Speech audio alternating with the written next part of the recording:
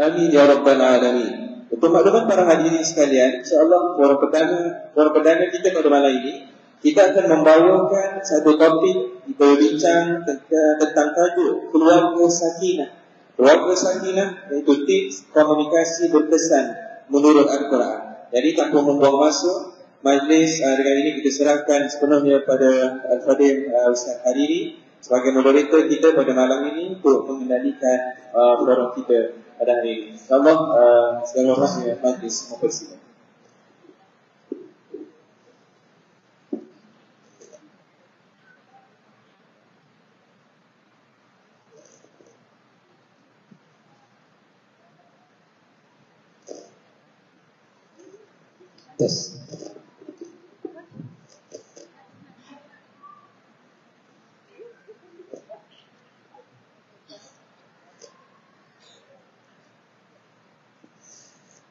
Bismillahirrahmanirrahim. Assalamualaikum warahmatullahi wabarakatuh. Alhamdulillah rabbil alamin. Wassalatu wassalamu ala asyrafil anbiya'i wal mursalin wa ala alihi wa sahbihi ajma'in.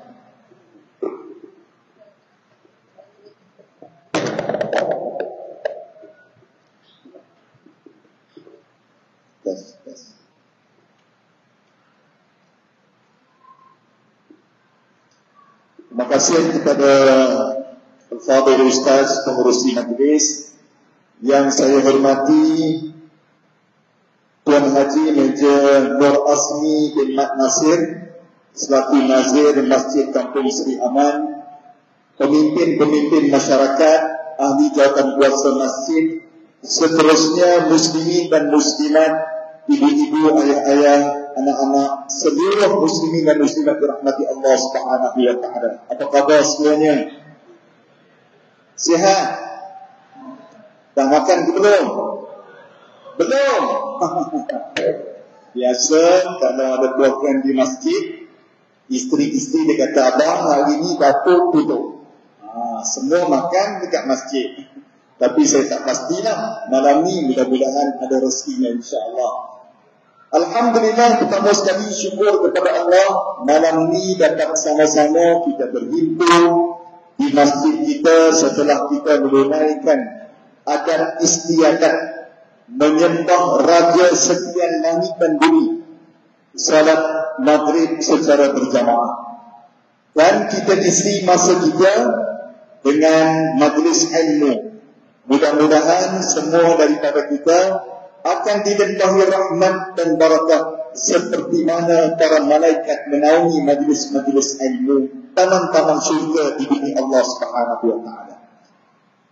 Kampung Seri Aman penuh dengan sejarah yang hebat. Asalnya namanya Kampung Pulas 1920-an. Kemudian dikenali sebagai Kampung Seri Aman sejak 1987. Berhampiran dengan Sungai Kelang, Indah dan Permai, masyarakatnya sebagai kampung tradisi negeri Selangor. Alhamdulillah, hari ini saya dapat bersama-sama dengan seluruh warga Kampung Seri Aman yang aman semuanya. Tengok ni, puan-puan ada nampak aman semuanya kan. Tuan-tuan Haji, Masya Allah, apa tak lagi. Kita akan mendengar ataupun mengikuti satu forum bersama dengan dua orang panelis yang tidak asing lagi, bukan makhluk asing. Tapi saya ingat kedua-dua panelis ini daripada Perlis sampai ke Sabah, semua orang kenal. Tapi sebagai adat moderator, tentulah saya akan memperkenalkan kedua-dua panelis kita. Ya? Sebaliknya.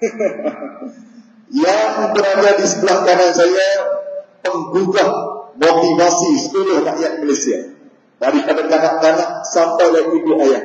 Saya memperkenalkan yang berbahagia Datuk Dr. Kesan Muhammad Ali. Assalamualaikum Datuk. Sentiasa sehat dan bergaya Datuk. Mudah-mudahan terus diberi kekuatan dan kesihatan. Amin. InsyaAllah. Itulah mengujinya. Dan bergantian dengan Datuk Hasan malam ini pun seorang pendakwah motivator yang tidak asing dari negara kita. yang berbahagia Dr. Rabiah Hamzah. Assalamualaikum Dr. Waalaikumsalam. Saya bila tengok Dr. sentiasa syukur. Oh, itu yang seronok kan. Jadi mudah-mudahan hari ini Kampung Seri Aman dapat tengok wajah. Tengok di TV, handsome, rupanya teman-teman cantik kan handsome lagi. Masya Allah. Hari ini kita bertuah. Topik yang dipilih oleh pihak masjid hari ini pun hebat. Saya pergi mana-mana masjid, jangan masjid yang angkat topik komunikasi nak tengok dalam jendela Al-Quran. Masya Allah. Hari ini seumpama kita tadabbur Al-Quran, nak tengok dalam jendela komunikasi. Bila sebut komunikasi, hari ini bukan komunikasi, tapi percakapan, bukan sekadar daripada mulut, bahkan lagi tulisan. Tambah hari ini 3 Disember adalah hari OKU sedunia. Ada orang yang tak boleh bercakap, macam anak saudara saya hari ini dia buat persembahan itu dengan bahasa isyarat. Setiap hari dia akan hantar WhatsApp kepada saya. Itu komunikasi dia. Akhirnya kita faham, oh, komunikasi ini bukan sekadar cakap. Bahasa tubuh, tunjuk, memek muka, semuanya komunikasi. Dan hari ini dua orang pakar komunikasi yang akan membantu ataupun berkongsi ilmu dengan kita. Baik, saya nak mulakan soalan pertama dengan yang berbangga Datuk terlebih dahulu. Selalunya komunikasi ini dilihat dari aspek orang barat yang memperkenalkan, saya nak bercakap, saya nak tarik perhatian, saya nak bahasa tubuh macam-macam. Tapi ada ke di dalam Al-Quran yang bercakap tentang komunikasi? Kenapa beza keindahan Islam sebagai satu cara hidup dalam aspek komunikasi? Silakan bagi Datuk. Assalamualaikum warahmatullahi wabarakatuh. Assalamualaikum. Alhamdulillahirabbil alamin wassalatu wassalamu ala asyrafil anbiya'i wal mursalin wa ala alihi washabbihi ajma'in. Amma ba'd. Yang dikasihi saudara moderator kepada perbincangan kita ini, yang berbahagia Dr. Rabiah yang bersama dengan kita, khususnya kepada pengurusi Masjid Kampung Seri Aman ini, dan juga jawatan kuasanya Tuan Imam, Tuan Bilal, Tuan Syah, dan juga tidak lupa juga saya mengucapkan selamat datang kepada teman-teman anak karya dan teman-teman yang mungkin datang dari luar untuk menyaksikan program ini. Mudah-mudahan kehadiran kita ini diberkati oleh Allah Subhanahu wa taala. Saudara-saudara, saya tadi tertanya-tanya sebenarnya. Saya tanya kepada Tuan Imam satu masjid ini, kenapa kita pilih tajuk komunikasi? Dijawab kepada saya, masalah komunikasi ini masalah besar yang sedang dihadapi oleh anggota-anggota masyarakat Islam yang bukan Islam. Konsentrasi kita membincangkan masyarakat Islam. Dan dia sebagai imam, saudara didatangi oleh ibu dan ayah, menyuarakan mengenai bagaimana caranya ibu ayah ni nak menggunakan pendekatan motivasi yang terbaik, komunikasi yang terbaik kepada anak-anak, supaya anak-anak menjadi anak-anak yang dengar kata, menjadi anak yang taat, menjadi anak-anak yang suka pergi ke masjid, menjadi anak-anak yang suka baca Quran, jadi anak-anak yang suka mendengar hadir dalam majlis ilmu. Tapi jadi bagi anak-anak. Anak-anak ini dikelompokkan sebagai anak yang saleh dan yang saleh. Jadi masalahnya ialah sebagian daripada ibu bapa tidak mempunyai kekuatan, tidak mempunyai skills, tidak mempunyai kemahiran, tidak mempunyai ilmu pun untuk menjadikan komunikasi dalam keluarga, terutama ibu bapa dan anak-anak, menjadi komunikasi yang berkesan. Saya rasa itu dia punya. Jadi saudara, soalan mengenai perbezaan di antara pendekatan barat dengan pendekatan Islam Al-Quran misalnya. Pendekatan barat ni saya tak mau ulas-ulas panjang-panjang. Tuan-tuan pun tahu dan saya pun tahu. Saya dah duduk negeri barat 7 tahun tuan-tuan, belajar di barat kan. Jadi saya rasa tak seronoklah kita nak share masyarakat barat ni. Masyarakat yang sifatnya sekularistik, masyarakat yang sifatnya materialistik, masyarakat yang sifatnya bukan Allah bound, masyarakat yang sifatnya bukan religious incline. Itu dia. Itu masyarakatnya. Jadi masyarakat itu rasanya kalau kita tinjau-tinjau pun rasanya tidak relevan nak bincang. Ada benda yang lebih relevan nak bincang. Dr. Robiah ni akan bincangkan kali ini bersama dengan kita semua, insyaAllah. Tetapi apapun bila sebutkan pendekatan Islam yang dalam Al-Quran, saudara-saudara, kalau kita katakan motivasi ini ataupun komunikasi ini sebenarnya motivasi ini sebagai komunikasi sebagai motivasi. Lebih kuranglah itu dari pertalian antara satu dengan lain. Jadi apa yang saya nak sebutkan ialah persoalan tentang komunikasi di antara anggota keluarga. Kenapa tumpul? Kenapa tak berkesan? Kenapa tak berdaya? Kenapa yang menyebabkan anak kita memberontak? Kerana silap perkataan, silap pertuturan, silap kita mendidik, silap kita menangani masalah, silap kita berkomunikasi, antaranya bisa silap berkomunikasi. Sama ada komunikasi yang namanya komunikasi lisan ataupun komunikasi yang dikatakan non-verbal communication. Saudara yang berkata sekalian, bagi kita orang Islam, komunikasi ini bukan kaya Barat ni bagus saja. Komunikasi Islam ni bermula daripada Nabi Muhammad SAW. Sebelum pun para Nabi dan para Rasul memang didatangkan ke dunia ini. Jumlah ulama yang kata jumlah Nabi dan Rasul 124,000. Yang tuan-tuan dan saya wajib beriman kepadanya 25 Nabi-Nabi dan Rasul-Rasul yang nama mereka tersenara dalam Al-Quran. Saudara-saudara, tugas Nabi tidak lain dan tidak bukan bawa mesej. Tugas Nabi tidak lain dan tidak bukan membangunkan umat. Tugas Nabi tidak lain dan tidak bukan memberikan kebaikan yang terbaik kepada manusia ini, supaya manusia ini menurut titah perintah Allah, dan akhirnya bila bertemu dengan Allah sebagai Muslim, kita dikurniakan syurga Allah Subhanahu Wa Taala. Jadi maknanya dalam Al-Quran, dalam Islam, apa juga yang kita buat termasuk komunikasi, maksud akhirnya syurga Allah Subhanahu Wa Taala. Mesti la yastawi ashabun nari wa ashabul jannah. Ashabul jannati humul faizun. Tidak sama ahli neraka dengan ahli syurga. Ahli syurga itulah yang diberikan kemenangan mutlak oleh Allah Subhanahu Wa Taala. Jadi maknanya komunikasi kita dalam keluarga, bapaknya, emaknya, anaknya, menantunya, ipanya, semuanya adalah menjurus kepada satu matlamat. Sebagai Muslim, tak bergegar matlamat itu, tak bergunjak, tak berganjak matlamat itu. Dalam keadaan apa pun, musim air pasang ke, musim air suruh ke, musim air bah ke, musim hujan ke, musim sekujur ke, kita tetap dengan pendirian kita. Bahawa motivasi kita, komunikasi kita tidak lain tidak bukan adalah dipayungi oleh agama Allah SWT. Itu yang penting. Sebab itu, teman-teman yang saya hormati sekalian, bagi saya, kenapa misalnya, sebenarnya itu Dr. Robiah, kenapa misalnya motivasi ibu bapa tidak berkesan?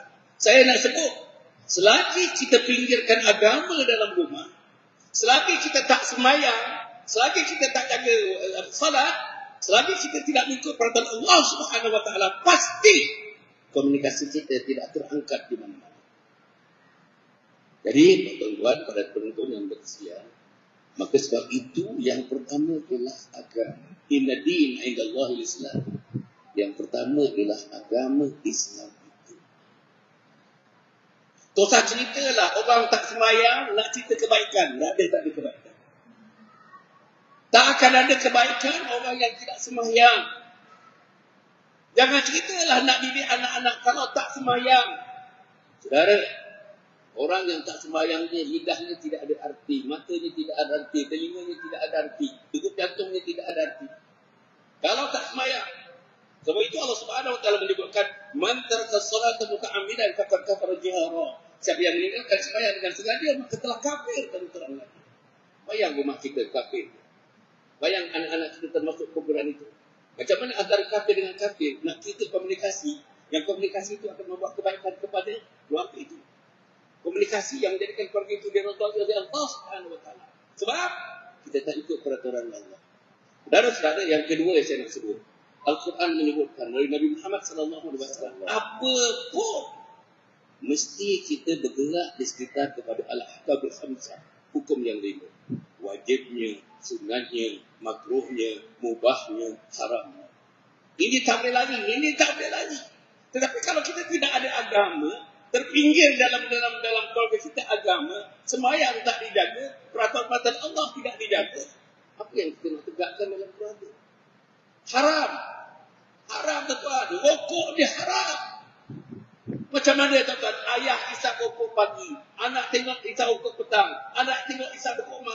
Kadang-kadang sembahyang pun kita bawa rokok.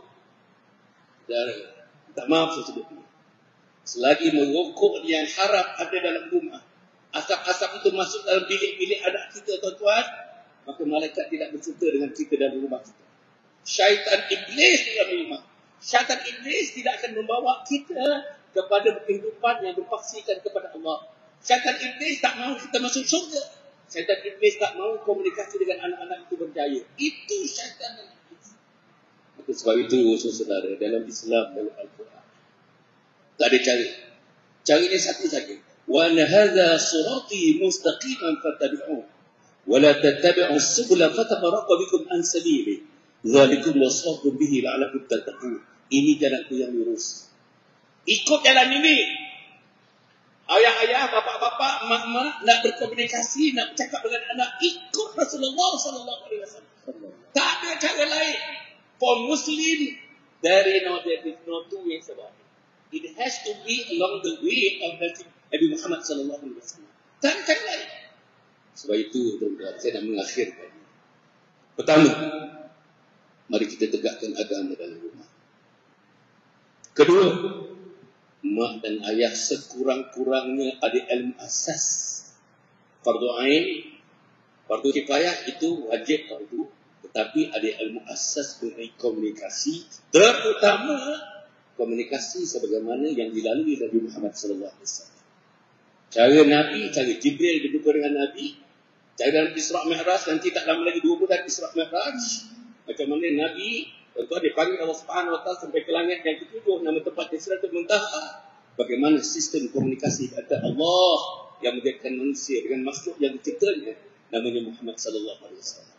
Itu dia punya saluran komunikasi yang kita sebagai muslim, tuan-tuan, kena ingat, kena tahu, kena praktik apa yang dilakukan oleh Muhammad sallallahu alaihi wasallam. Kita akan cerita detail-detail nanti dalam pusingan yang berikut. Yang ketiga saya sebutkan yang penting tidak lain yang dilakukan kepada ibu-ibu, kepada ayah-ayah dan anak sekalian. Mari kita gunakan seluruhnya. Premium yang Allah bagi kepada kita. The premium gift. Apa itu premium gift? Wanita-wanita ini dengan tutur kata yang lembut. Tutur kata yang lembut. Qaulan layyina. Qaulan layyina. Dengan yang lembut. Qaulan karima. Yang lembut. Yang bagus, yang bagus. Qaulan baligha. Yang bagus, yang tepat. Maka sebab itu, ibu-ibu dan ayah-ayah, saya nak syorkan untuk diri saya. Jangan mati sebelum ada ilmu. Jangan didik anak sebelum ilmu. Jangan bercakap sebelum ada ilmu. Jangan bagi tahu sebelum ada ilmu. Jangan putuskan sesuatu sebelum ada ilmu. Ilmu ini tidak lain tidak bukan ilmu naql, yaitu ilmu mengagungkan Allah Subhanahu Wa Taala. Assalamualaikum warahmatullahi wabarakatuh. Waalaikumsalam warahmatullahi wabarakatuh. Masya Allah. Ini baru soalan pertama, pusingan pertama. Dah rasa kebarannya. Tapi memang betul kalau dia bercakap, kita rasa macam kita tembak aja kan. Tapi itulah kesedaran. Biar kita sedar bahawa mesti ada agama. Ibu ayah mesti tahu asas agama. Dan kita mesti tahu tentang ilmu. Tadi Datuk ada sebut, Quran ni ada qaulan layyinan, cakap lembut. Ada qaulan karimah, cakap memuliakan orang. Ada qaulan baligha, cakap dengan jelas, tepat. Qaulan sadida, menyenangkan, Masya Allah. Ini yang kita akan kupas dalam forum kita pada malam insya-Allah. Datuk, banyak soalan Datuk. Banyak soalan kan? Senarai Masya Allah. Senarai. Depan kita ni betul, ada ibu, ada ayah, ada remaja, ada anak-anak. Zaman dulu dengan zaman sekarang berbeza. Waktu saya kanak-kanak dulu dengan anak-anak saya sekarang pun beza. Dulu kalau ayah saya cakap solat, kita akan cakap baik, sembahyang. Tapi sekarang kalau saya cakap solat, anak saya jawab lek lu. Jawapan tu budak-budak sekarang ni lain dia punya cara. Jadi Islam ada ke cara komunikasi doktor yang nak menyantuni zaman sekarang. Silakan doktor. Bismillahirrahmanirrahim.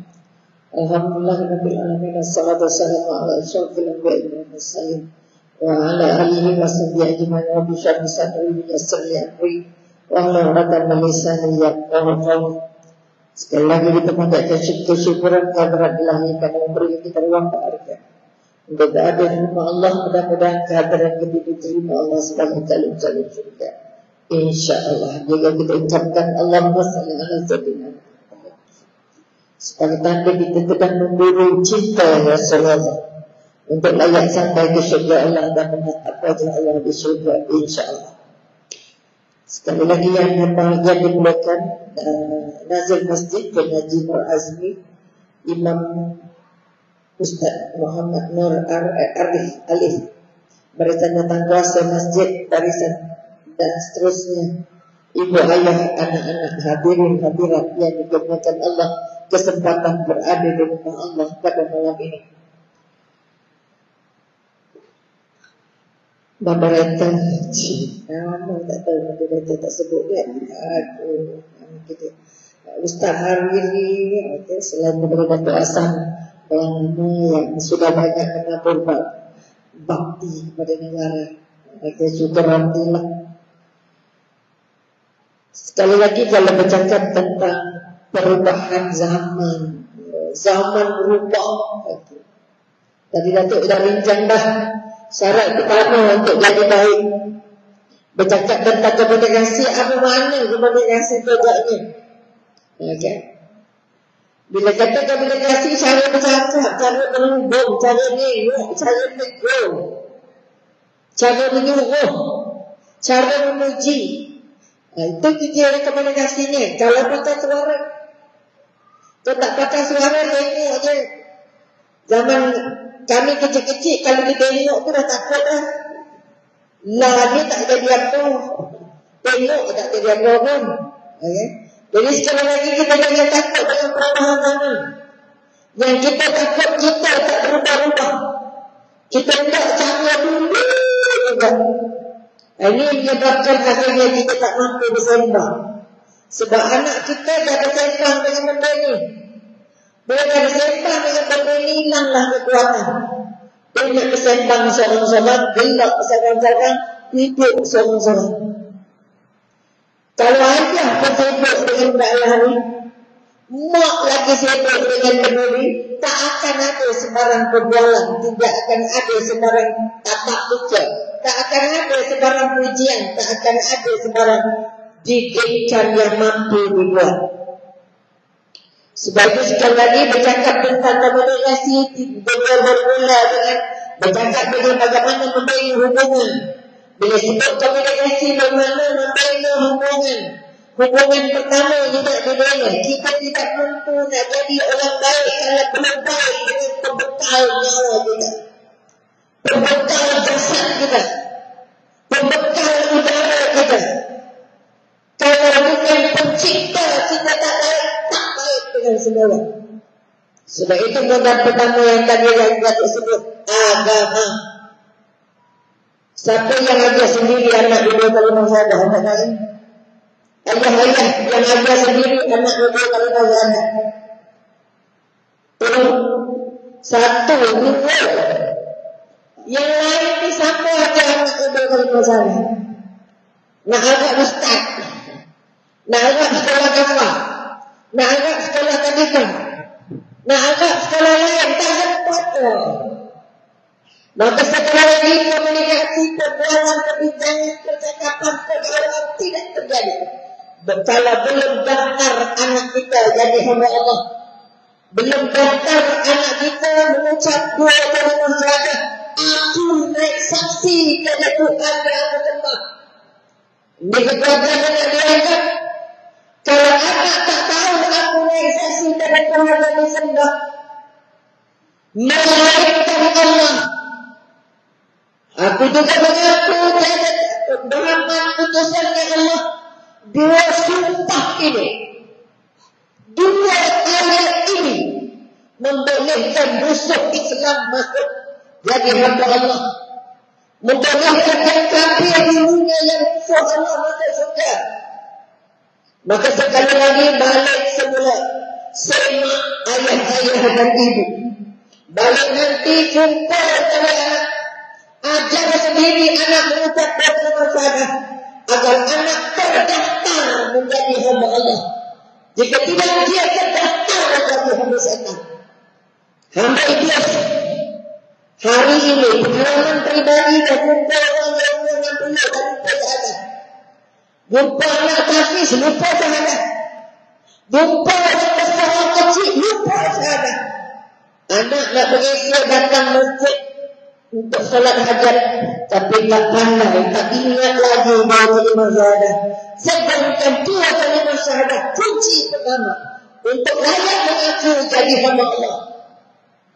Allah tidak akan terima seluruh ibadah kita jika belum tertunjang keyakinan, belum tertunjang rasa dekat dengan Allah, belum tersahir dalam kehidupan.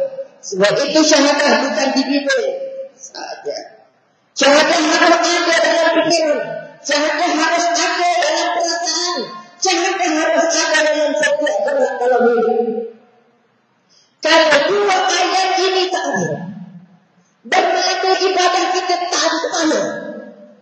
Sebab ulama kata orang yang tidak mengangkat dua kalimat syahadah dalam hidupnya, tidak menjadikan dua kalimat syahadah sebagai tulang belakang dalam kehidupan harian, dia bagi kunci jumpa Allah.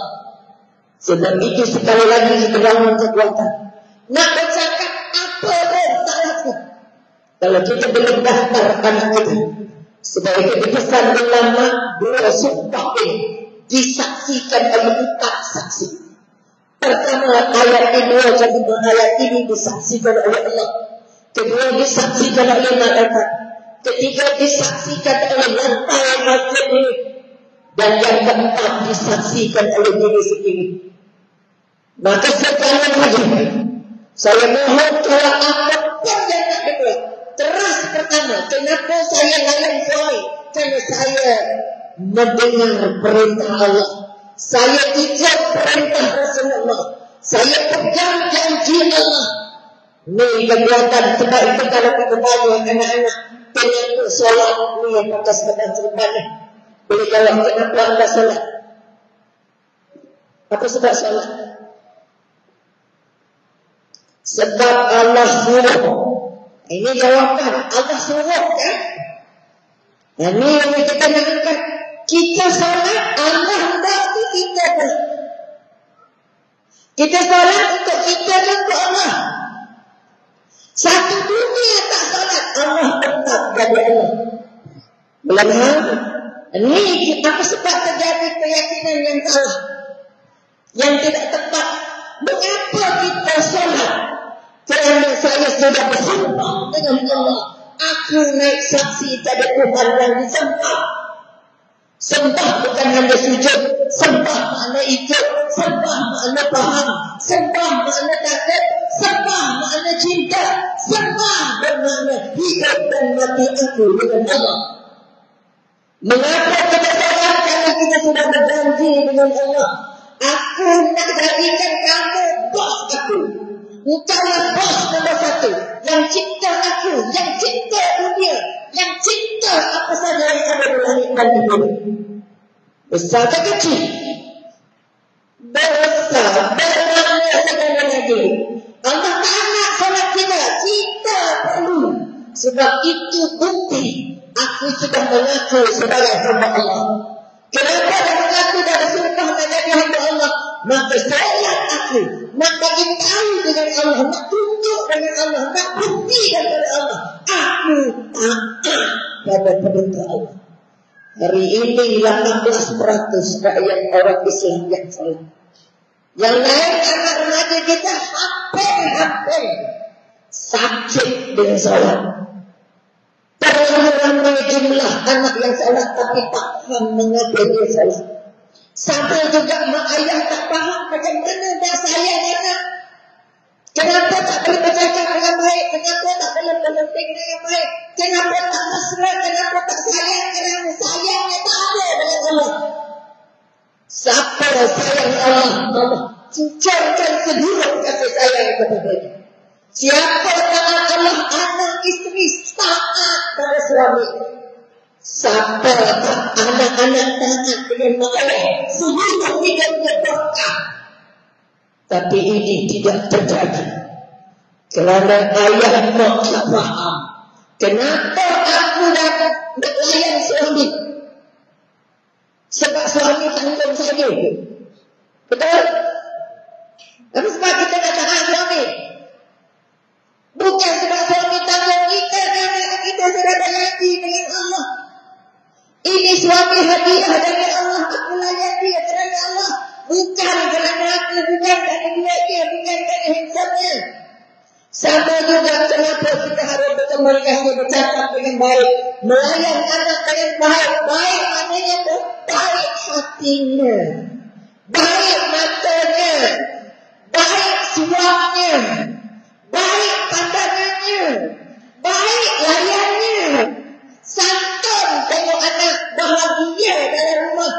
Nabi pesan pendeknya, baiti jannati.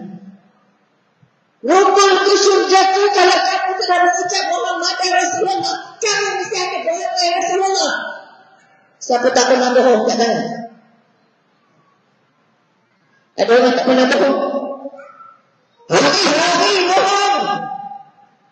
Mana mungkin Muhammad Rasulullah mengalir dalam darah? Mana mungkin aku naik saksi dari Tuhan yang bersembah menjadi sebahagian dari matlamat? Aku bekerja kerana Allah, layan suami kerana Allah, layan anak kerana Allah. Pergi buat cari rezeki untuk dapat kepada Allah. Rezeki harus selalu. Kerana anak kita jadi begitu ambil rezeki yang dibesar. Kalau rezeki yang disuapnya yang tak tepat, syubhat, jangan mimpi anaknya jadi anak soleh. Sebab itu sekali lagi wahai isteri, wahai isteri diminta dari soleha, bermakna suami mesti jadi Muhammad. Isteri jadi Khadijah. Siapa nak jadi isterinya baik macam Khadijah, suami mesti baik macam Muhammad. Tapi nak isteri baik tapi suami generasi. Nak ngamuk, nak marah, nak penting, nak tengkap, gana. Aku lihat berkuasa. Maka dengan sebab itu sekali lagi, Islam tak pernah berubah mengikut zaman. Tetapi kita tak menampakkan. Kita rasa Islam tak sesuai dah. Jangan. Sebab itu ikat balik keluarga. Kenapa saya kena anak kami ibu tanggung jawab saya dengan Allah? Kenapa suami nak melayan isteri dengan baik? Kerana isteri adalah amanah Allah. Kenapa mesti layan anak dengan tanggung jawab? Bukan dengan marah-marah, bukan dengan tertib-tertib, bukan dengan sebelah saja. Kerana anak ini amanah dari Allah. Yang nanti nak bagi aku sedikit laluan mudah ke surga. Buat orang tengok anak dia Allah, jadi jangan ada punya anak calon surga ya Allah. Bagi dia boleh bantu aku ya Allah. Sebab itu sekarang aku kena bantu dia ya Allah. Aku kena bantu dia nampak apa itu baik. Aku kena bantu dia apa itu jujur. Aku kena bantu dia jadi isteri yang taat dekat Allah. Kita tak isteri taat dengan suami, tetapi suami tak taat Allah. Kita tak isteri taat dengan suami, tapi isteri tak taat Allah. Mana mungkin boleh berkembang? Mana mungkin boleh bercakap dengan baik? Apalagi kalau kerjanya ini salah. Kerjanya tak pasti, rezeki macam mana. Oleh itu sekali lagi, Islam membariskan kitab terbaik, pelajar terbaik yang Allah sudah buktikan. Allah bagi Quran sebagai panduan. Allah bagi Muhammad sallallahu alaihi wasallam sebagai murid pertama yang diasuh Allah. Siapa nak jadi baik tak ada modal lain. Dia beranak dia tidur, dia Jepun ke China kan? Allah sudah kata, Nabi sudah kata, aku contoh terbaik.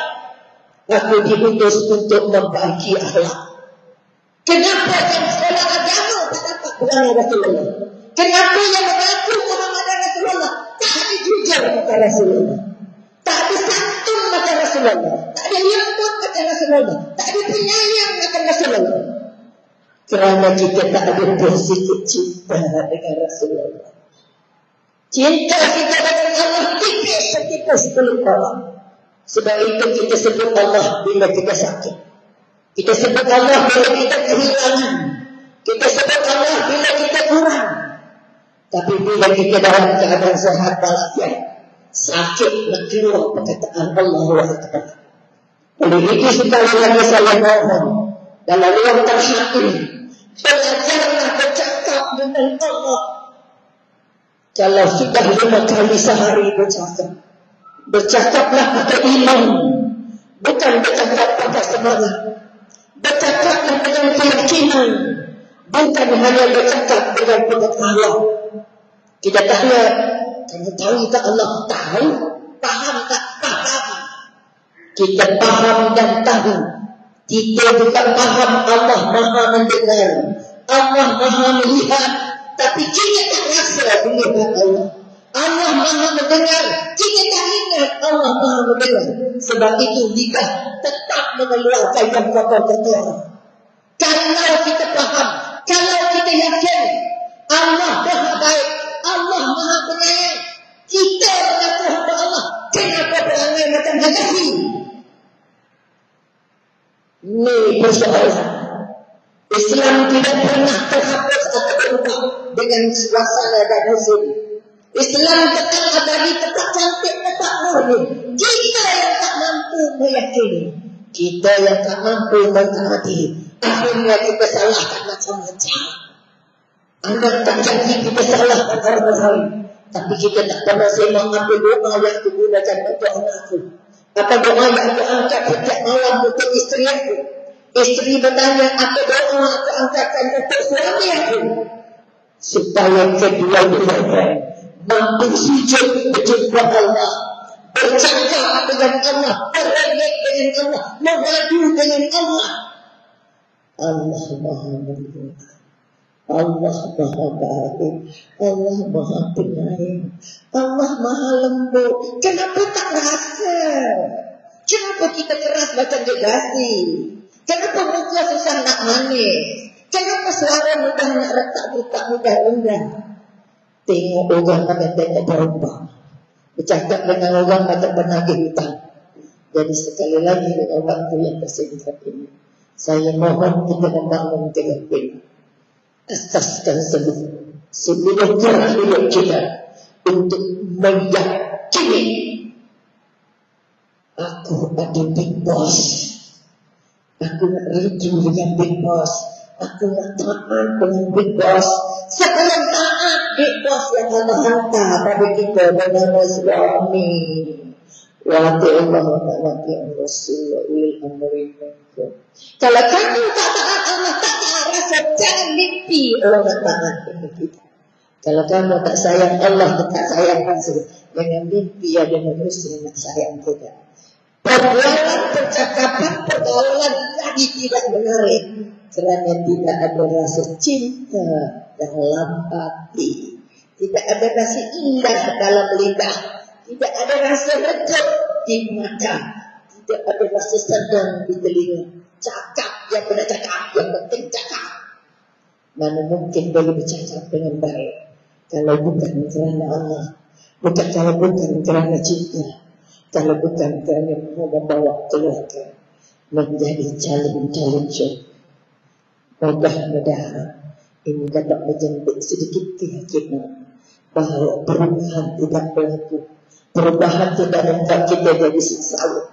Perubahan tidak membuat kita sesat. Kalau kita yakin, seyakin-yakinnya Allah pemilik langit dan bumi. Allah mengurus langit dan bumi termasuk manusia.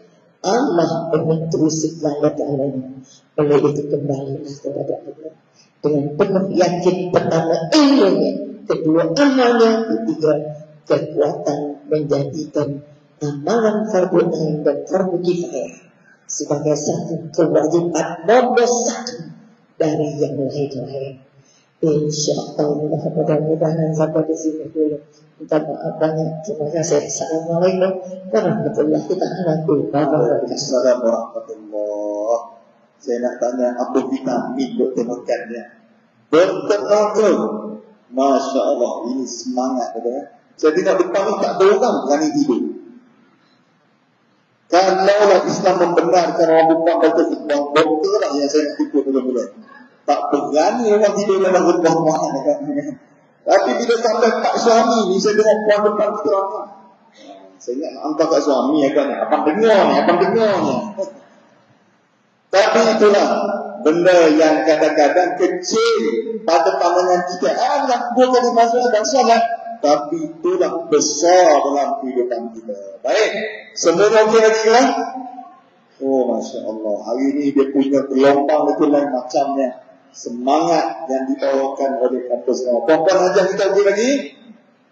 Okey. Dia standard satu Malaysia. Kalau penonton orang perempuan, dia ada buku, dia ada pen. Mula-mula dia tulis tajuk forum. Nombor dia tulis nama panel. Bila ceramah dah beri, dia mula lukis muka ahli panel. Tapi kalau orang lelaki standard satu Malaysia kata, ini baik ketenangan. Baik, kita nak masuk kepada pusingan yang kedua. Kita nak pergi dalam sikit ataupun nak kaitlah dengan isu-isu semasa ataupun apa yang berlaku di sekeliling kita, supaya kita hari ini dapat balik bawa sesuatu. Baik, yang bagi Datuk, hari ini bila Dr. Rabiah sebut, bila berubah masa dengan telefonnya macam-macamnya. Dengan telefon sepatutnya mendekatkan komunikasi, tapi kadang-kadang dia jadi permalangan, fitnah, kata orang itu, kata orang ini. Kemudian kita manusia ada beza pandangan. Isteri ada beza pandangan dengan suami. Suami kadang-kadang ada beza pandangan dengan isteri, anak-anak itu. Tapi kadang-kadang tak boleh nak urus.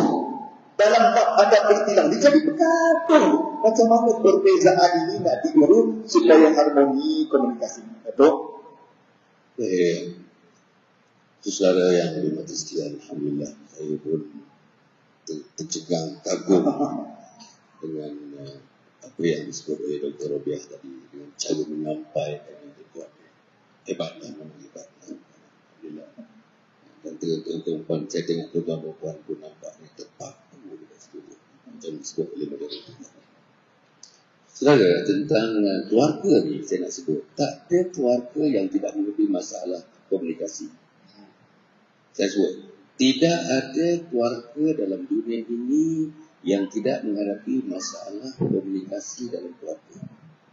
Sama ada komunikasi antara ibu ayah kepada anak-anak, sama ada komunikasi di antara adik-beradik, sama ada komunikasi antara jiran tetangga, dan akhirnya komunikasi yang lebih luas lagi daripada itu. Yang kedua yang saya nak sebutkan ialah tentang, oleh kerana komunikasi ini memang sebahagian daripada hidup manusia, sebahagian daripada kita. Kalau tuan-tuan nampak berhenti menjadi manusia, artinya komunikasi yang menyebabkan tuan-tuan berhenti menjadi manusia. Tak kisahlah dalam bentuk apa pun. Yang ketiga saya nak sebutkan komunikasi kita ni, saudara. Saya nak lebih menuju kepada macam mana caranya komunikasi antara mak dengan ayah atau suami dengan isteri itu menjadi komunikasi yang berkesan, yang akhirnya akan melahirkan keluarga yang kita kendaki, yang disebut tadi baik jannati dan berbagai-bagai lagi.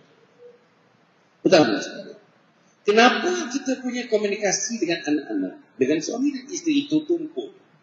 Kenapa? Saya cuba nak jawab soalan-soalan ini. Pertama sekali ialah, apa matlamat? Saya ingat apa matlamat kita menubuhkan keluarga? Apa matlamat? Kalau matlamatnya nak kahwin saja, nak beranak saja, nak menyekolahkan saja, nak menghidupkan saja, itu satu matlamat sebenarnya. Tapi matlamat yang besarnya, kita nak jadikan anak kita ini insan-insan. Nak jadikan manusia-manusia yang disayangi oleh makhluk dan mesti disayangi oleh Allah SWT. Itu dia. Itu matlamat kita. Dan cara ni kita nak jadikan insan yang sedemikian ialah dengan kebijaksanaan ibu dan ayah melayan antara layanannya, berkomunikasi dengan anak-anak, antara isteri dengan suami, berkomunikasi yang baik dengan isteri dan suami. Yang maknanya matlamat. Yang kedua, ilmu. Ilmu sangat penting. Saya tak tahulah berapa banyak, minta maaf, saya tulis buku, saya dah tulis 40 buku dah, penerita 40 buku dah saya tulis kan. Buku yang terakhir pada 3 buku yang terakhir saya tuliskan. Tapi saya baca. Antaranya kita komunikasi. Bukan nak mengatakan bila saya baca tu, saya faham dan saya buat. Dan anak saya terdidik betul-betul. Dengan bacaan yang saya bawa itu, dengan ilmu yang saya ada, saya mendidik anak dan berjaya. Tidak, saya tidak jaminkan itu. Tapi, mesti ada ilmu asas. Mesti ada. We must get back to basics. As far as communication is concerned, everyone must get into basics. Asasnya ialah kena ada ilmu. Nombor tiga, komunikasi ini menjadi tumpul sebab yang menjalankan komunikasi, yang concern komunikasi ini mungkin ayah saja tidak mak. Mungkin mak saja tidak ayah. Mungkin yang sulung saja tidak yang bungsu. Mungkin yang bungsu saja tidak yang tengah. Saudara-saudara, nak jadikan komunikasi ini berterusan dan juga berkesan, seluruh ahli keluarga mesti mengambil tanggungjawab itu. Ayah ambil tanggungjawab itu sebagai komunikator. Mak ambil tanggungjawab itu sebagai komunikator. Anak yang sulung kena ambil tanggungjawab itu sebagai komunikator. Anak yang bungsu ambil tanggungjawab itu sebagai komunikator. Yang ketiga, saudara, insya-Allah ya, untuk menjadikan komunikasi kita berbesar daripada ilmu yang saya sebutkan tadi, daripada matlamat yang saya sebutkan tadi, ialah tidak lain dan tidak bukan ayah-ayah dan ibu-ibu mesti menjadi prime movers utama. Mesti ayah-ayah yang merupakan pemimpin dalam keluarga mesti menggunakan ciri-ciri kepimpinan yang ada kepadanya untuk menentukan apa yang dikehendaki oleh keluarga. Apa asas matlamat itu tercapai melalui setiap orang memahami apa yang nak dicapai dan bagaimana cara mencapainya. Salah satu daripada channel cara mencapainya ialah komunikasi yang berkesan. Yang keempat, yang kelima. Yang kelima, insya-Allah untuk kita komunikasi kita berkesan ni, untuk kita berkesan. Saya harap anak kita ni tuan-tuan, saya ada 8 orang anak. Berfungsi saya rasa tidaklah 8 orang anak. Berapa? 5 orang anak. Okey. Anak ni berbagai-bagai jenis. Walaupun daripada ibu yang sama, daripada perut yang sama, daripada sumber yang sama, tapi setiap orang itu ada peculiarity masing-masing. Ada psychological peculiarity, ada psychiatrical peculiarity, ada physical peculiarity, ada mental peculiarity, ada masing-masing keunikannya dan mesti dilayan ikut norma-norma keunikan setiap anak-anak kita. Kita tak boleh semua sekali. Kalau kita nak marah dengan anak-anak, kumpul kalau para orang sekali kita tagur kita marah. Tak boleh. Ada anak yang memurahkan, saya tak buat benda tu. Kau apa skupa aja. Ini silakan. Setiap orang has got to be treated individually. Setiap orang ada masalahnya tersendiri. Ada masalah dia kena bully di sekolah lain. Dengan masalah tak cukup belanja pergi ke sekolah lain. Ada masalahnya tuan-tuan dan puan, dekatan 1, dekatan 2 sudah bercinta. Cinta monyet. Macam mana kita nak menyelesaikan masalah cinta monyet ni? Itu pun satu-satu masalah yang besar yang dihadapi oleh mak dan ayah dan sebagainya. Tetapi masalah yang besar tadi ialah telefon tu. Macam mana kita nak merenggangkan anak kita dengan telefon? Bukan nak ambil telefon 100% menidakkan dalam kehidupan mereka, tetapi macam mana nak merenggangkan antara mereka dengan telefon supaya pandangan mereka kepada mereka tertumpu kepada mak dan ayah. Pandangan mereka tertumpu kepada pelajaran. Pandangan mereka tertumpu kepada tuntutan agama dan sebagainya. Yang keenam saudara, untuk menjadikan apa sebabnya komunikasi tidak berkesan. Tidak lain dan tidak bukan modelnya tak ada. No modeling. Bapa dia, suami marah-marah isteri, bangun tidur kena marah. Tuan depan-depan anak, bergaduh depan-depan anak. Jangan sekali-sekali. Puan-puan, jangan sekali-sekali bergaduh di depan anak-anak. Jangan sekali-sekali bertengkar di depan anak-anak. That is bad signal, bad signage. Kalau kita bertengkar di depan anak-anak, kalau kita bertelagah di depan anak-anak dan sebagainya, kita bisa maintain dalam keadaan apa pun. Suami isteri kena maintain menunjukkan kita lah yang paling baik. Kita lah misalnya pasangan yang paling baik di kalangan anak-anak kita. Kalau ada masalah komunikasi suami isteri, masuk bilik, kunci bilik, suruh isteri bercakap apa masalah, suruh suami bercakap apa masalah. cari jalan untuk menyelesaikan masalah dalam setengah jam. Yang paling-paling setengah jam selesai masalah. Habis selesai masalah, salam. Wanita, isteri, salam suami. Cium tangan suami. Peluk suami. Cium dahi suami. Bisik dekat suami. I love you, abang. I love you, abang. I love you, abang. Saudara, ini cara dia. Ini saya rasa caranya. Jangan anak-anak kita nampak lubang-lubang. Mengitai-ngitai bahawa kita dengan topik seribu tidak sekata sebagaimana yang disebutkan oleh pengurusi sebentar tadi. Yang ketujuh. Yang kedua, tuan-tuan dan puan, dengan tidak ada modeling ni, balik. Selagi agama, saya tak sebutkan, tadi Dr. Rudah sebut, selagi agama tidak menjadi tiang seri kepada kehidupan, agama tidak menjadi tiang seri kepada keluarga, buat apa pun pasti tidak berjaya. Buat apa pun mesti gagal. Kalau tidak mengikut cara agama, tidak mengikut lunas-lunas agama, tidak mengikut prinsip-prinsip agama, rumah tangga itu pastinya akan gagal. Nah, saya nak sebut ya. Yang ke-8 saya nak sebut. Selain daripada agama itu, saya nak sebut yang ke-8. Anak-anak kita ni adalah merupakan aset. Anak-anak ni aset yang utama. Rumah sewa kita ada 10 biji itu bukan aset yang utama. Simpanan kita dalam bank contoh 200-300 ribu itu bukan aset yang utama. Kereta mewah yang kita ada bukan aset yang utama. Gelang-gelang semuanya keemasan yang ada, barang-barang keemasan kita ada bukan aset yang pertama. Aset ialah anak-anak kita. Didiklah anak-anak kita. Tatanglah anak-anak kita. Berikan anak-anak kita seluruh kekuatan insaniah yang ada kepada mak dan ayah, kepada anak-anak, supaya anak-anak membesar. Anak-anak menjadi dewasa. Anak-anak menjadi orang yang lebih daripada dewasa daripada itu. Anak-anak yang insya-Allah dapat mencerminkan, yang menjadi contoh kepada yang muda-muda dalam anak-anak kita.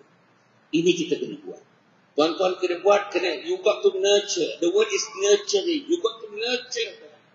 Kita kena pimpin dia. Kita kena yakinkan dia. Kita kena bantu dia. Kita kena motivasi dia. Kita kena rangsang dia. Dan tuan-tuan yang ke-9, tuan-tuan kena ada tahu perkataan-perkataan rangsangan. There are lots of motivational words. Perkataan-perkataan motivasi. Buat macam ini, itu motivasi. Very good, itu motivasi. Terima kasih, thank you, itu motivasi. I love you, itu motivasi. Kena ada ini. Bagi salam, itu motivasi. Assalamualaikum mama, itu motivasi. Saya fikir, saya tak tahu. Anak-anak ada bagi salam kepada perempuan. Anak-anak sebelum pergi sekolah ada bagi salam perempuan. Anak-anak sebelum tidur ada cium tangan perempuan. Inilah benda-benda dia, tuan-tuan. Inilah benda dan hasil yang ke-10 yang saya nak sebutkan, insya-Allah. Kenapa komunikasi kita tidak berkesan?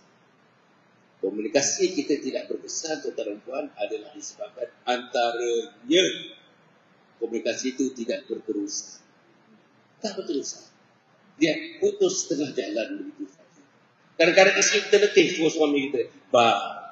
Tengoklah Ani tu, tengok Ani tu. Kalau hari Minggu, boyfriend dia ambil pukul 6, pukul 12:30 malam dia hantar balik rumah. Isteri dah bagi tahu banyak kali dah. Tapi anak ayah yang toya ni, tuan-tuan, tak rasa apa-apa pun, tak rasa tanggungjawab apa-apa pun. Tak tanya pun anak balik pukul 12:30 malam, boyfriend datang rumah 12:30 malam, tak tanya pun. Macam mana sesuatu? Inilah benda-benda yang patut dipikirkan. Pada akhirnya yang ke-11, mesti dalam rumah kita ada amalan-amalan yang saya nak sebut ada satu amalan. Rumah tuan-tuan ni typically ada 3 bilik. Saya nak tanya ni, tuan-tuan jawab dalam hati saja. Pagi tadi terdengar tak bilik pertama, sebelum atau selepas tidur bacaan Al-Quran. Bilik yang kedua ialah bilik yang diisi oleh 2 anak perempuan. Bilik pertama 2 anak lelaki. Bilik yang kedua anak perempuan. Terdengar tak pagi tadi, minggu lepas, bulan lepas, bacaan Al-Quran sebelum selepas subuh. Bilik yang ketiga ialah masa bedroom. Siapa dia? Mak dan ayah. Terdengar tak bacaan Al-Quran daripada bilik masa bedroom dia bermalam.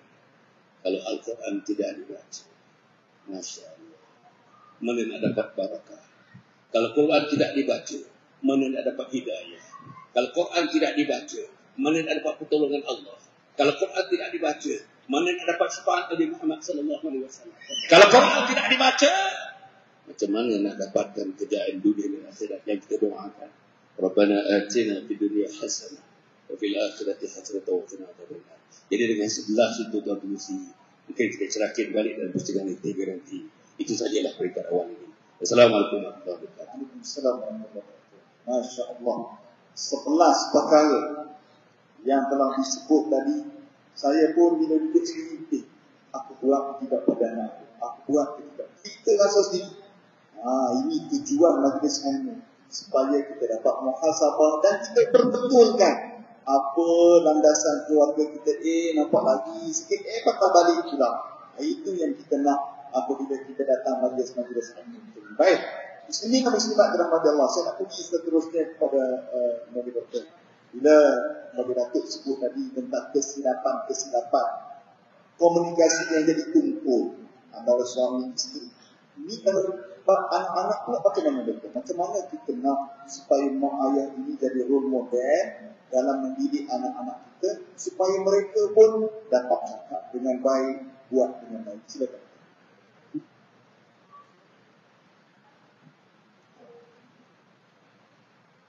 Terima kasih kepada moderator dan juga terima kasih kepada moderator yang sudah menguraikan panjang lebar rupanya keidah-keidah yang nak dimakan. Persoalan yang ditanya oleh moderator, macam mana agaknya anak-anak nak jadi baik kalau mak ayah tak jadi contoh. Jadi sekali lagi kita tepuk air balik ke muka, tepuk bertanggung ke muka. Mak ayah sudah lantas sampai dah 40-50. Okay. Anak baru nak naik 12-15.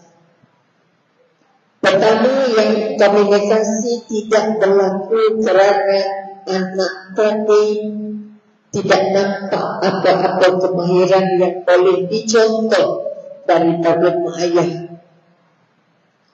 Itu yang kita paling takut. Sebab itu sekali lagi kita nak bangun balik kekuatan. Kalaupun kita makin tak pergi sekolah mana komunikasinya, tak pergi ikut training, dapat asal lagi kat mana-mana pun, tak ikut juga training dan berubiah pun, tapi ikutlah training yang Rasulullah dah buat. Sebab itu sekali lagi kita nak masuk syurga ni dengan Rasulullah. Kalau tak ada sikit pun bina tentang Rasulullah, kalau tak rasa rapat sikit pun dengan Rasulullah, kita nak ambil contoh dari mana? Kita tak ada contoh lain, contoh terbaik. Kalau seorang pengkaji barat mengkaji 100 pemimpin terbaik di dunia, dia round satu dunia selama 5 tahun mengkaji siapakah manusia paling baik yang pernah lahir di dunia ini, yang pernah memimpin di dunia. Maka namanya Michael A. Orang Yahudi mengkaji semua daripada China sampai ke Eropah mencari siapa pemimpin terbaik.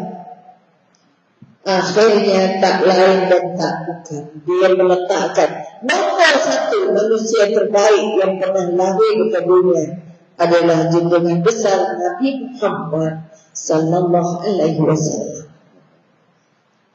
Kalau dia diutus Allah jadi contoh, diutus Allah jadi tauladan, diutus Allah untuk kita ikut, diutus Allah untuk Allah buktikan bahawa Rasulullah telah dididik Allah, sudah terbukti jadi manusia terbaik. Okay. Dan kita pun sudah dijanjikan Allah ciptaan terbaik fi ahsani taqwim. Tapi mengapa jadi terbaik? Mengapa jadi sombong?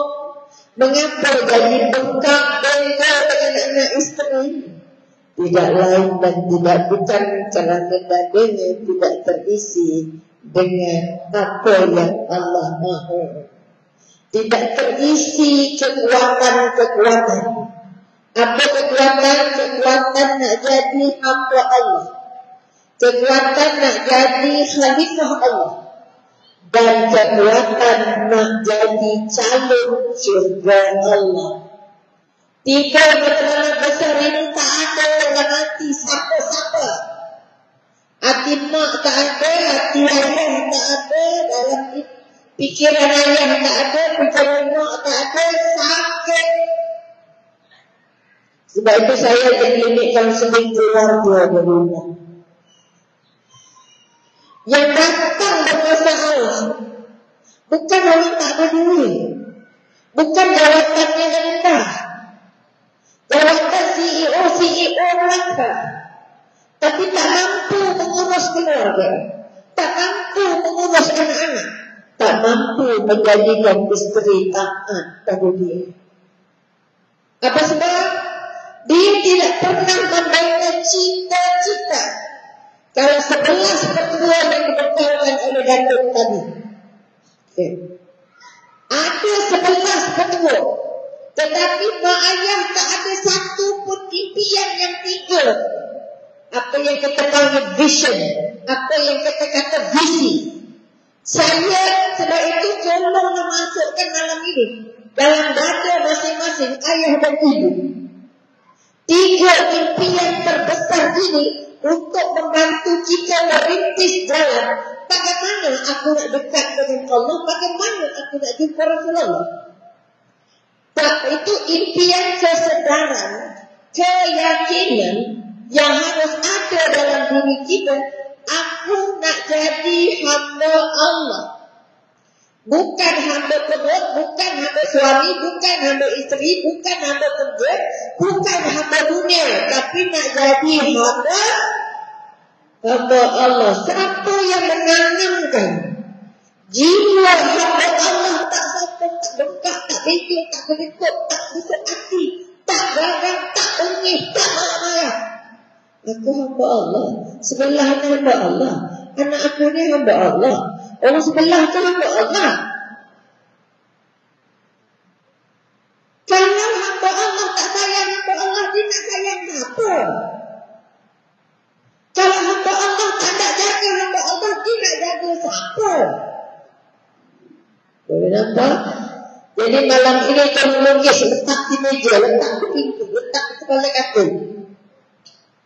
Impian keluarga aku nak jadikan aku, anak isteri aku hamba Allah, bukan hamba perut. Buka mata dan makan mata. Bukan hamba kerja, makan betul, makan wajib, tapi bukan hidup untuk makan. Tapi bila buka matanya apa deh? Nak makan apa? Dipanggilkan ada makan tak? Ditanya dulu baru datang. Itu apa perut? Apa perut tak ada makan? Ya Allah. Ada kan Ustaz? Ada. Kalau makan jadi matlamat, dia akan jadi hamba setan. Dia akan jadi hamba iblis. Sebab itu matlamat setiap yang akan dipilih Allah. Yang kecil, yang besar ni, yang senior tak senior, yang ada gigi tak ada gigi, yang nak jemput Allah besok, nak jemput Allah bulan depan. Kita tak tahu tanya hari terakhir saya, boleh tahu betul. Maka dalam baiknya bisik ke telinga isteri, bisik ke telinga anak, kita hamba Allah. Jangan lawan Allah. Belajar kerana Allah. Nak jadi hamba Allah, nak dapat redha Allah, nak jumpa syurga. Jadi impian yang nak dibina masukkan kepala anak-anak isteri. Aku nak jadi hamba Allah, kamu mesti jadi hamba Allah, anak kita mesti jadi hamba Allah. Itu impian pertama. Bila hamba Allah, tak ada lain yang dia takut selain Allah. Tidak ada yang dia paling sayang selain Allah. Tidak ada orang yang dia paling nak jumpa selain Allah. Siapa tak rindu Allah, Allah tak rindu dengan dia. Siapa tak suka berjumpa Allah, Allah kata aku lagi tak suka jumpa dia. Sebab itu tanam kemas-kemas aku hamba Allah. Hamba Allah tak sombong, hamba Allah tak riak, hamba Allah tak kedekut, hamba Allah tak benjolan, hamba Allah tak cakap tak baik, hamba Allah tak tengok orang sombong-sombong. Betul? Itu yang benar. Rakam dalam jasad jiwa otak. Yang kedua, aku nak jadi khalifah Allah di bumi ini. Nak jadi khalifah Allah tak nak jadi sampah, tak nak jadi sampah, jadi khalifah. Jadi khalifah maknanya duduk di bumi Allah, mesti buat kerja ikut cakap Allah, ikut cara yang Allah mahu. Dah dicontoh Rasulullah. Rasulullah bagi pertama amanah, tapi kita banyaknya menanam. Allah kita, Nabi kata kita nak jujur, tapi tak jujur juga, bohong sudah. Lebih juga. Rasulullah orang berilmu, maknanya Rasulullah sampaikan tabligh kalau empat ini masuk dalam nadi, masuk dalam darah. Siapa berlaku jujur, insya Allah Allah bimbing dia jumpa syurga. Siapa berlaku Allah bagi jalan susah ke syurga. Dan ketiga, impian setiap orang tak kira dia mati besok ke nak mati lusa kan. Okay? Dia tak tahu hari ini last kita bukan tantangnya orang terakhir ke mana kita tahu. Orang yang tak ingat mati adalah orang yang paling cerdas. Jangan ingat orang muda sebelah tak mati, jangan mati juga. Betul? Sebab itu impian yang ketiga yang harus diangkat dimasuk dalam darah, dalam daging, dalam tulang saraf, dalam tulang hitam. Itu nak jadi calon-calon syurga, calon-calon syurga Allah. Diulang banyak kali. Aku nak kerja dengan jujur sebab aku nak jadi calon syurga. Aku nak cakap jujur sebab aku nak jadi calon syurga. Aku nak kerja sungguh-sungguh sebab Allah tengok aku. Siapa urus kita? Allah pengurus langit dan bumi dan semua isinya. Isinya termasuk kita tak? Termasuk. Tolong rasa. Yang urus kita bukan kita. Siapa yang urus? Allah. Allah urus kamu. Pergi ke depan, di belakang, pergi ke kanan. Di mana kamu pergi, di situ ada Allah. Allah tak pernah, Allah tak tidur. Betul? Orang itu orang yang tidak pernah ada perasaan. Dia hamba Allah. Sakit tak jadi baik. Orang yang tak pernah mengimpikan dia nak jadi khalifah Allah.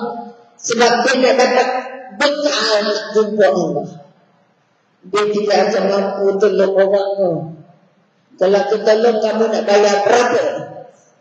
Kalau aku buat, kamu nak bagi upahnya apa? Tak ada kerja sukarelawan. Amal jari hanya hilang. Dan yang paling utama, tolong tatap wajah anak didik kita, tolong tatap wajah istri kita. Ya, mampu atau tidak, aku pegang tangan mereka untuk masuk ke syurga Allah. Jadi impian yang terbesar ialah untuk menjadi calon syurga Allah. Kalau rakam tiga impian ini sebagai hadiah dan azimat.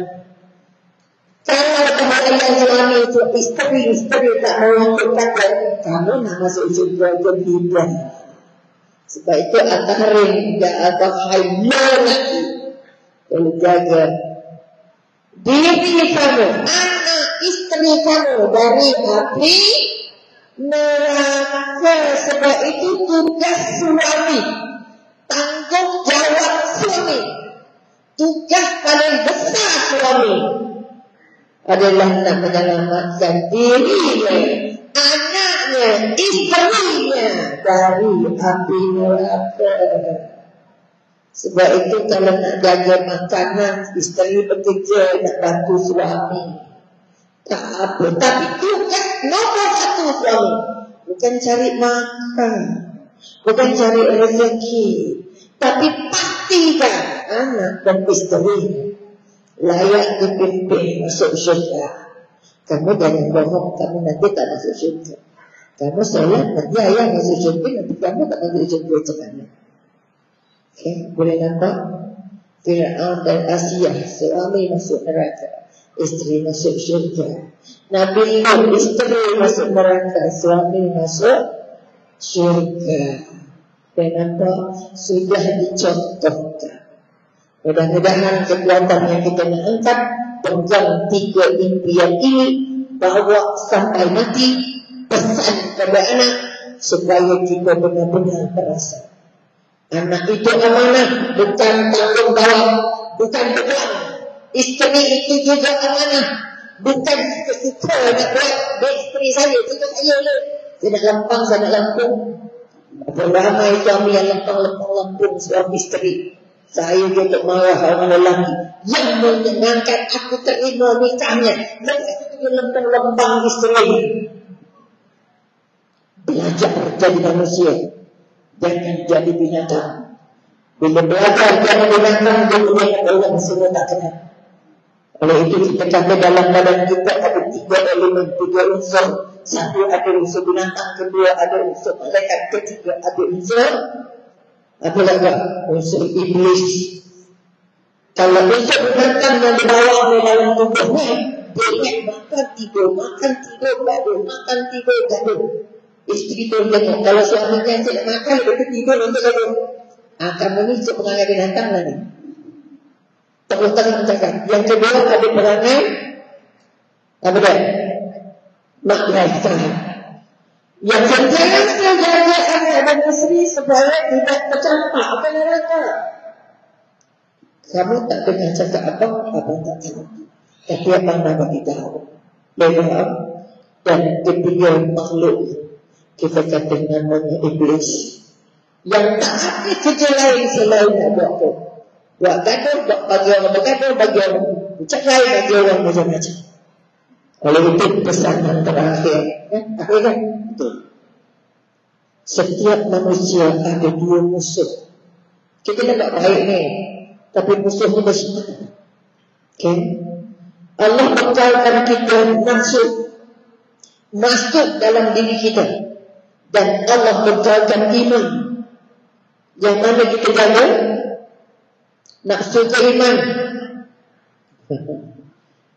Kalau makan, nak makan apa? Sedap ke tak sedap? Nak sedap, sasa nafsu. Maka sekali lagi bangun keyakinan. Dalam badan kita, dalam badan ada iman dan ada nafsu. Kalau iman tidak dijaga, nafsu akan jaga kita. Dia akan buat kita jadi terlinjung nafsu. Kedua, dalam badan kita ada iman. Sebab itu dipesan Nabi Ali, aku jadikan nafsu aku seperti kuda, aku yang tunggang. Jangan dia yang berani, jangan dia perintah. Dan di luar kita ada iblis dan syaitan. Tapi di luar, tapi di sini sampai ke dalam. Al-Aziz wa Fi Sukurina, masuk dalam letak ayah orang sana. Semalam kamu dah selesai, hari ini tak payah selesai. Semalam kan kamu dah terhadap, hari ini tak payah kamu jaga banyak buat baik. Sebab iblis tak pernah usik kita cara kasar. Suami kita yang kasar-kasar. Jadi kalau iblis didik kita, hasut kita cara lembut, kita tak rasa pun, tak payah bermasjid biasa je. Orang biasa-biasa je. Ada betul. Semalam kan pergi. Bisik. Tapi walaupun bisik dari luar, sampai ke hati. Maka sekali lagi tolong hati-hati. Musuh nombor 1 nafsu, musuh nombor 2 iblis. Sebab itu jihad pertama yang Nabi pesan. Musuh paling kejam, musuh paling zalim, musuh yang paling susah kamu nak hadap adalah nafsu. Maka berjihadlah dengan nafsu. Mudah-mudahan kita mampu untuk menjadi mujahidah untuk menjadi pejuang-pejuang yang mampu menyelamatkan keluarga dengan 3 cita-cita tadi. Pertama, nak jadikan ahli keluarga sebagai hamba Allah. Kedua, nak jadi khalifah Allah. Dan yang ketiga, nak jadikan mereka calon-calon syurga Allah, insya Allah. Jadi sampai di sini dulu, minta maaf banyak. Itu yang perlu dikonsisten. Mudah-mudahan ada yang termasuk ke dalam mereka-mereka yang mendapat hidayah dan akan mampu memproses apa yang kita bincang. Jika tidak, yang dibincang tinggal melintas di telinga, tidak masuk ke otak. Allah, mudah-mudahan Allah kurniakan keyakinan, kekuatan untuk berubah dengan ilmu yang sudah dikongsikan, dengan harapan kita nanti di pembuatan begini layak masuk ke syurga karena sudah berubah menjadi calon-calon syurga Allah. Bukan nak cari syurga dunia, bukan nak cari tamak dunia, bukan nak cari pabila dunia, tapi nak cari syurga Allah. Jadi sampai di sini 10 hari disusun. Mudah-mudahan ada yang tak kena di mata dan di hati, dimohon maaf. Dan andai kata ini pertemuan terakhir saya dengan tuan-tuan dan puan-puan, sudi apalah kawan-kawan dengan tuan-tuan mendengar berita saya terangkat berjumpa Allah. Sudi apalah kirim mengirimkan seperti hadiah untuk saya. Mudah-mudahan perjalanan saya ke alam barzakh akan dimudahkan dengan kiriman hadiah dari tuan-tuan dan puan-puan yang dijemput Allah pada malam ini. Sekian, wabillahi taufiq wal hidayah. Wassalamualaikum warahmatullahi ta'ala wabarakatuh. Waalaikumsalam warahmatullahi wabarakatuh. Alhamdulillah, bila bagi doktor sebutkan dari ujung tadi, mana tahu ada yang kembali ke rahmatullah timbang keluar saya. Risau juga kan, mana tahu kadang-kadang yang bercakap tu pula yang dijemput pertama. Sebab itu kita sentiasa pesan-pesan antara satu sama lain. Mudah-mudahan ada kebaikan. Kita tadi mula Datuk 8 suku dan pihak masjid suruh berhenti 9 suku sejam. Jadi 5 minit terakhir ni saya bagi pada Datuk lah untuk buat kesimpulan penutup apa yang boleh kita tinggalkan kepada penonton kita sedang Datuk. Okey, yang perlu agaknya lah pada pandangan kami, pandangan saya. Pertama, jangan sia-siakan majlis pada malam ini. Apa nak buat? Balik ni, kalau boleh malam ini sebelum tidur jangan lama-lama, 15 minit saja. Panggil suami, panggil isteri, panggil anak-anak, semua sekali. Bagi tahu apa yang dibincang dalam majlis ini. Itu yang pertama. Kena buat ni. Kalau tidak, dengar saja habis, dengar saja habis, dengar saja habis. Kita nak sesuatu yang boleh mengubah keadaan. Sesuatu yang boleh menimbulkan sesuatu, insyaAllah kebaikan kepada keluarga, kepada masyarakat dan kepada umat Muhammad SAW. Nombor 2. Setelah kita balik nanti, panggil suami, panggil isteri, bincang-bincang sikit dengan apa yang kita bincang. Yang kedua ialah bereskan semua sekali masalah-masalah peribadatan dengan Allah SWT. Bereskan. Salatnya bereskan. Sebab masalahnya ialah masalah hati. Masalah hati anak-anak walaupun muda, hati dia sudah beku. Walaupun muda, hati dia sudah keras. Walaupun muda, hati dia sudah mati. Khatamallahu ala qulubihim wa ala sam'ihim wa ala absarihim ghishawah wa lahum adzabun adzim. Hatinya sudah disil oleh Allah. Pendengarannya sudah disil oleh Allah. Penglihatannya sudah disil oleh Allah. Jadi kita nak keluarkan anak, isteri dan termasuk suami kita daripada hati yang mati dan hati yang berpenyakit itu. Apa nak buat? Tadi saya katakan, pastikan amalan-amalan Islami berjalan dalam rumah kita. Okay. Nombor 3 sebagai satu cara. Ini sangat efektif sebenarnya. Sebagai satu cara, besok pagi. Hari Isnin besok pagi. Besok pagi pertama kalinya agaknya bapa, emak dan anak-anak yang sudah berumur 13 tahun ke atas, yang sudah akil balik, bawa kereta, sama ada anak nombor 1 pandu, bapa duduk sebelah, emak duduk sebelah, anak perempuan duduk sebelah, yang sudah berumur 13 tahun. Ke mana? Sembahyang subuh di masjid ini. Sembahyang subuh di masjid ini. Besok mula memang susah, tapi besok mula sembahyang subuh di masjid ini dan buat ulama kata 40 hari berturut-turut. 40 hari berturut-turut. Hari yang ke-41, tuan-tuan akan dapati tidak ada perkataan nak menggambarkan bagaimana perubahannya Allah telah masukkan dalam keluarga kita.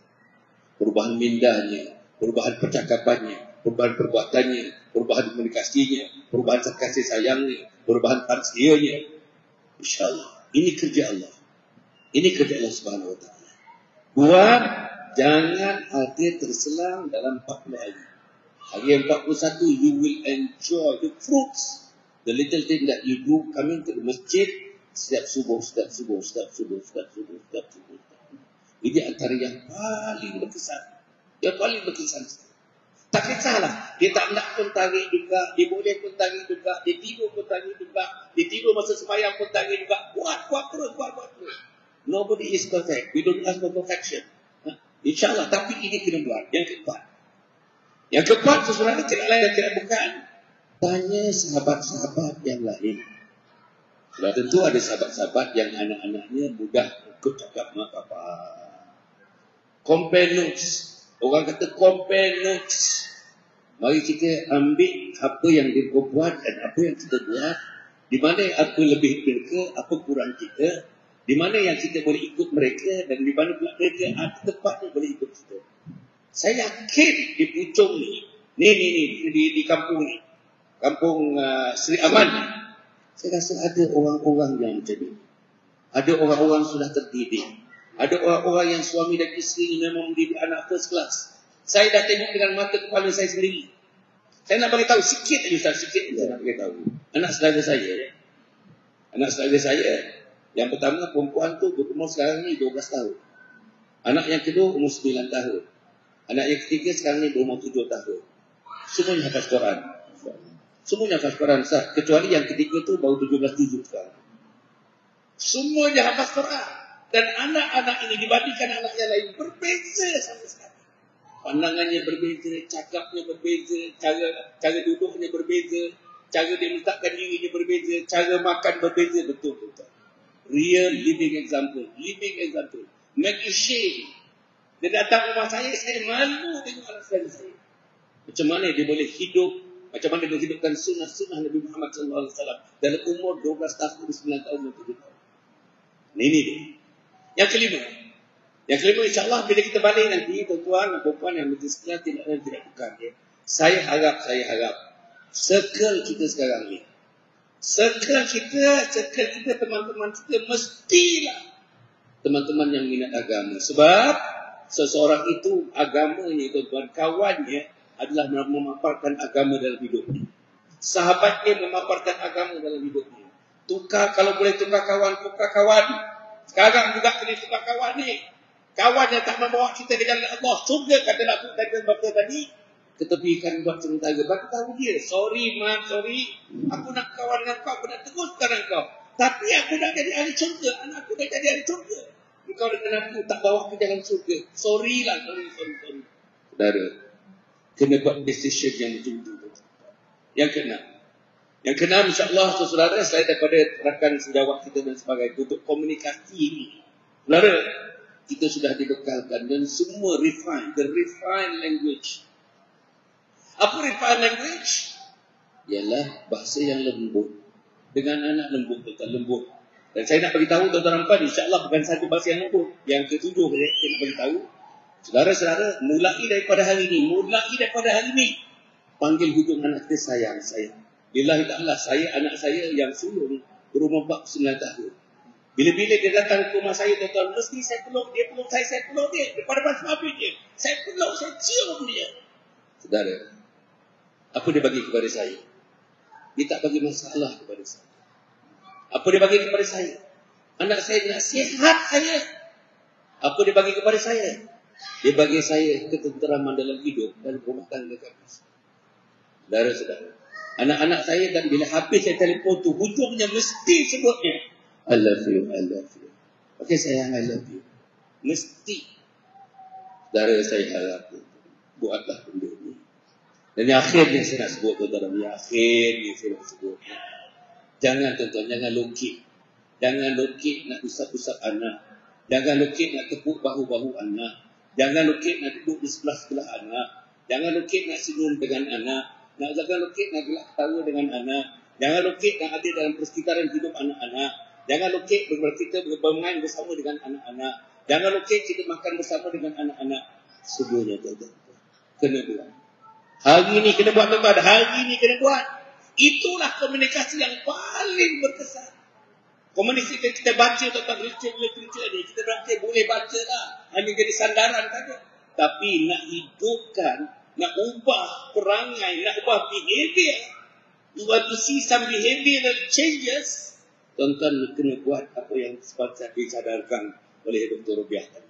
Apa yang ditentu juga oleh pengurusi tadi. Dan apa yang saya cadangkan beberapa kali tadi. Akhir daripada akhir ni, tidak lain sudah kita berdoa. Doa, kita doa. Minta maaf tuan-tuan, saya minta maaf. Bila saya sentuh diri saya minta maaf. Saya tak pernah lepas sembahyang tak sebut nama anak saya satu persatu. Termasuk menantu saya. Saya sebut satu persatu. Full name. Saya sebut nama isteri saya. Saya sebut nama mak dan ayah yang telah pergi. Saya sebut adik-adik saya, betul. Hari-hari lepas sembahyang pasti. Dan saya tengok kesah daripada itu. Apalagi kebersihan. Paling bersih selepas kita sujud. Paling bersih selepas kita mengangkat tangan berdoa kepada Allah. Paling bersih selepas kita berzikir subhanallah walhamdulillah wala ilaha illallah wallahu akbar. Kita itu kita angkat tangan berdoa kepada Allah. Ada lagi yang lebih bersih daripada itu? Ada lagi yang syahdu lebih daripada itu? Inilah yang kita kena buat tuan-tuan akhir daripada akhir insya-Allah. Saya harap tuan-tuan, marilah kita selalu duduk dalam majlis-majlis semacam ini. Majlis ilmu kena cari, bukan majlis ilmu cari kita. Jangan masjid cari kita kena cari masjid. Jangan orang alim cari kita kena cari orang alim. Jangan ilmu cari kita kena cari ilmu. Jangan syurga cari kita kena cari syurga. Cukup setakat itu. Wassalamualaikum warahmatullahi wabarakatuh. Assalamualaikum warahmatullahi wabarakatuh. Betul? I love you. Tegus kuat sekali. Masya-Allah. Jadi lepas ni kita sama-sama bertindak, mudah-mudahan semua kita dapat rahmat dan keberkatan daripada Allah Subhanahu wa taala dunia dan akhirat. Kesimpulan daripada saya, ilmu yang berguna akan jadi tak berguna kalau tak diguna. Jadi kita dengar, kita faham dan kita terus buat. So ucap terima kasih banyak-banyak kepada ayahanda kita yang berbahagia Datuk dan yang berbahagia Doktor kerana sudi berkongsi pengalaman ekonomi. Seronok bila bersama dengan orang banyak pengalaman ni. Bila dia cakap rasa dari hati dan cerita pengalaman tu, kita dapat apa yang kita belajar pada malam. Dan tidak terucap terima kasih banyak-banyak saya kepada semua para jemaah muslimin dan muslimat yang hadir pada hari ini. Saya tengok tak ada seorang pun bangun pergi kandang. Wah, dia orang pandai menahan kencing, betul. Jadi saya ucap terima kasih kepada semua, tahniah kepada pihak masjid yang menganjurkan. Jadi kita bagi sokongan kepada masjid kita.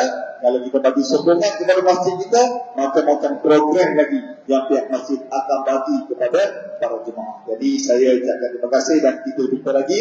Assalamualaikum warahmatullahi wabarakatuh.